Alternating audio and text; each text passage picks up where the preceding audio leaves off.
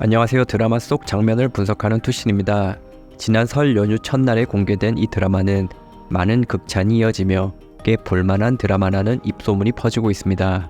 지금도 세계 곳곳에서 시청시간 1위를 기록하고 있고 국내뿐 아니라 해외에서도 좋은 평가를 받으며 순항 중입니다. 유명 웹툰을 원작으로 한 이 드라마는 쉽게 예측하기 어려운 전개를 통해 적절한 긴장감과 코믹한 상황 등을 상투적이지 않게 표현하고 있습니다. 원래 원작 각본이 정말 뛰어났는데 드라마에서 그 각본을 최대한 가져오고 감각적인 비주얼과 개성 있는 연출, 거기에 캐릭터 간의 관계도 잘 구축되어 있어서 아주 좋은 작품이 만들어졌다고 생각됩니다.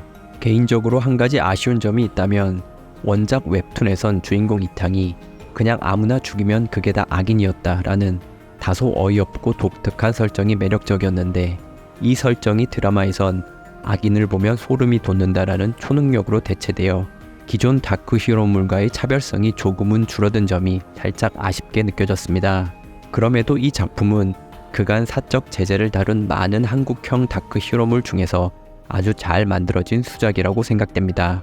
왜냐면 단순히 이야기가 재밌기도 하지만 범죄와 정의 그리고 폭력성에 관한 주제의식이 제법 잘 담겨있기 때문입니다.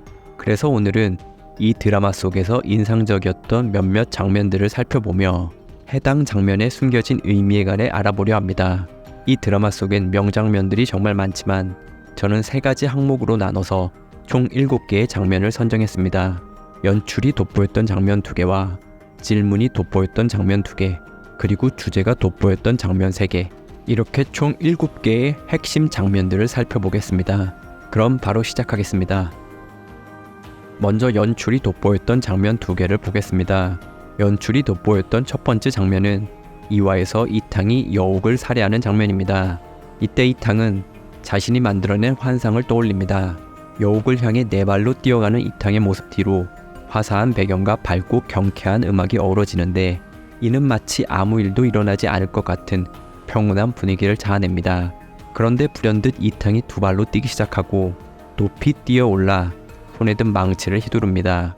이탕의 현실과 환상이 오가며 여옥을 살해하는 장면을 통해 이 드라마는 단순히 어두운 범죄물이 아닌 아이러니를 강조한 블랙 코미디 범죄물이라는 걸 시청자들에게 단번에 알려줬습니다. 이 장면 이외에도 여러 살인 장면에서 스타일리시한 연출과 시각적 판타지로 살인이라는 지나친 잔혹성을 피해갔습니다. 이는 이 드라마의 연출적 판단이 매우 영리했음을 단적으로 알 수 있는 부분입니다. 이어서 연출이 돋보였던 2번째 장면을 살펴보겠습니다.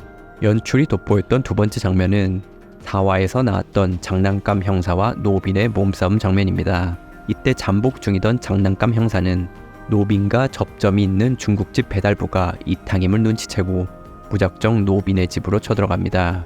그곳에서 노빈에게 폭력을 가하는데 때마침 걸려온 전화로 자신의 상황이 실시간 송출되고 있음을 알게 됩니다. 결국 노빈의 수에 놀아난 장난감 형사는 어이없다는 미소를 짓고 반대로 노빈은 승리의 미소를 짓습니다. 이때부터 두 사람의 행동이 슬로우 모션으로 펼쳐지는데 이 부분이 드라마에서 가장 웃겼던 장면이었다고 생각됩니다. 아마도 이 드라마의 연출자는 이 부분에서 꼭 시청자들에게 웃음을 주고 싶었던 것으로 보입니다. 왜냐면 4화 후반부터 본격적으로 송춘이 등장하고 5화부터는 이전보다 더 어두운 스릴러 장르로 변하기 때문에 어떻게 해서든 무거운 톤을 다운시키기 위해서 4화 이 장면을 통해 코믹한 상황을 강조했다고 여겨집니다. 이러한 연출자의 의도와 배우들의 익살스러운 연기가 아주 잘 어우러져서 임팩트 있는 장면이 탄생했다고 생각됩니다. 다음으로 질문이 돋보였던 장면 2개를 살펴보겠습니다. 질문이 돋보였던 첫 번째 장면은 5화에서 송춘이 슈퍼마켓 아줌마에게 묻는 장면입니다. 이 장면에서 슈퍼 아줌마는 동네에서 일어난 살인사건 범인에 관해 언급하며 100% 안 믿긴 하다라는 말을 합니다. 그러자 송춘이 괴상한 웃음을 자아내며 슈퍼 아줌마에게 이렇게 묻습니다. 그러면 몇 프로 정도 믿어요? 이 물음은 송촌의 캐릭터성과 밀접한 관련이 있습니다. 그간 송촌은 자신이 청소할 나쁜 놈들을 찾아다니며 확신이라는 문제 때문에 힘겨워했던 것으로 보입니다. 만약 누군가를 나쁜 놈이라고 치부했을 때 그 사람이 정말 100% 나쁘다고 단정할 수 있는가? 어떻게 해야 100%라는 확신을 얻을 수 있는가? 이러한 의문 때문에 송초는 그렇게 이탕을 찾아다녔던 것입니다.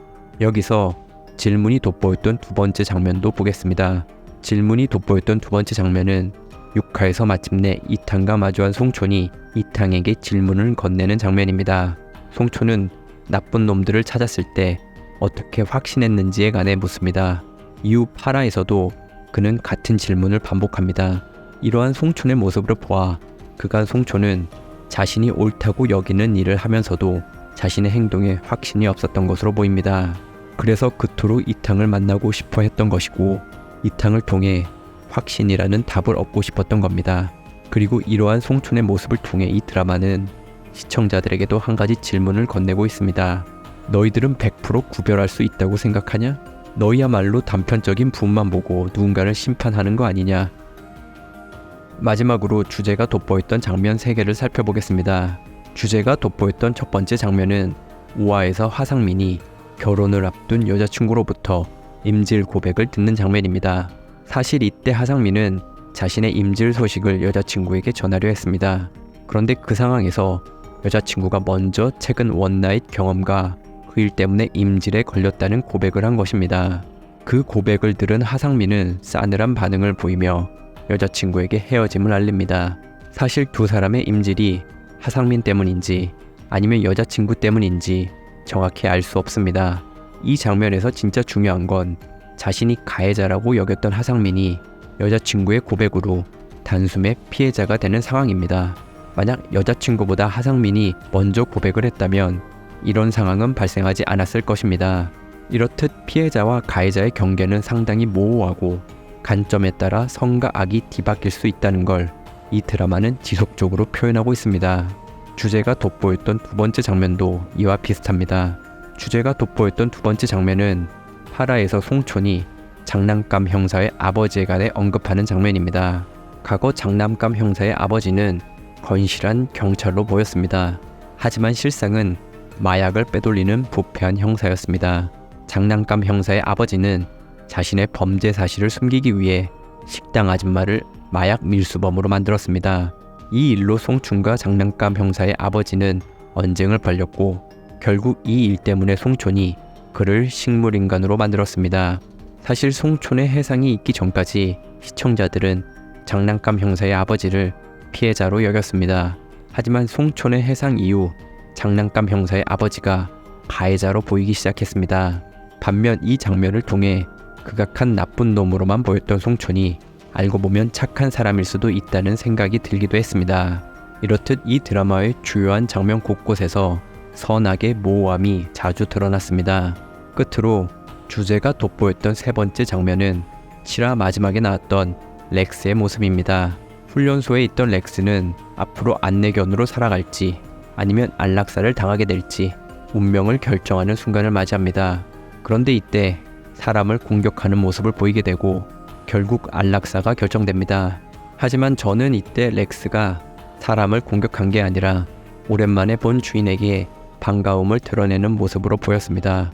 왜냐면 렉스가 본 여옥의 모습에서 빛이 났고 렉스의 입막의 사이로 날카로운 이빨 대신 긴 혓바닥이 보였기 때문입니다. 즉 저는 이 장면에서 렉스가 불쌍한 피해자로 보였지만 극중 인물들은 렉스를 사나운 가해자로 본 것입니다. 이처럼 어떤 관점으로 누군가를 바라보냐에 따라 선과 악은 극명하게 뒤바뀔 수 있다는 걸 이 장면을 통해 나타낸 것으로 보입니다. 그리고 이 장면은 극의 내용으로 봤을 때 꼭 필요한 부분이 아닙니다. 그럼에도 7화 마지막이라는 중요한 위치에 배치된 것으로 보아 이 드라마의 연출자는 강아지인 렉스를 통해 인간이 얼마나 불합리한지를 지적했다고 생각됩니다. 사실 이 드라마는 초반에 대놓고 주제를 드러냈습니다. 3화에서 장난감 형사와 안용재 형사가 대화를 나누는 장면이 있는데 이때 장난감 형사가 이런 말을 합니다. 피해자에서 한 글자만 바꾸면 가해자야. 피해자와 가해자가 따로 있는 게 아니야. 사람은 다 똑같아. 이렇듯 이 드라마는 시종일관 선과 악의 경계에 대해 말하고 있습니다. 그리고 이를 통해 인간은 언제든 피해자가 될 수도 가해자가 될 수도 있다는 점과 아무리 선한 사람일지라도 일정량의 악함을 지니고 있다는 사실을 조금은 싸늘한 시선으로 전하고 있다고 생각됩니다. 오늘은 이 드라마의 핵심 장면들을 살펴보며 해당 장면 속에 숨겨진 의미에 관해 알아봤습니다. 오늘의 영상은 여기서 마치겠습니다. 영상이 유익하셨다면 구독, 좋아요 한 번씩 부탁드리겠습니다. 끝까지 시청해주셔서 감사합니다. 지금까지 투신이었습니다.